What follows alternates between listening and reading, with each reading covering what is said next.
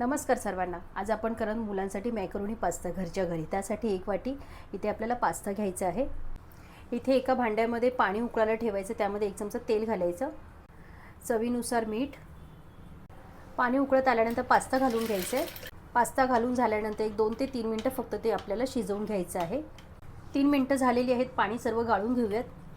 पॅनमध्ये इथे 1 चमचा बटर घालून घ्यायचे, 2 चमचे तेल, 1 छोटा चमचा बारीक चिरून घेतलेलं लसूण, 1 बारीक चिरलेला कांदा, 1 बारीक चिरून घेतलेला टोमॅटो, 2 चमचे टोमॅटो केचप घालून घ्यायचे, 1 चमचा मेयोनीज, पास्ता घालून घ्यायचे।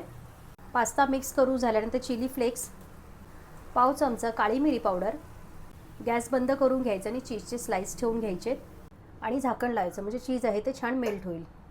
चीज आहे ते छान मेल्ट झालेलं आहे। मुलांना आवडेल असा मॅकरोनी पास्ता आपल्या घरच्या घरी तयार आहे। रेसिपी आवडल्यास लाईक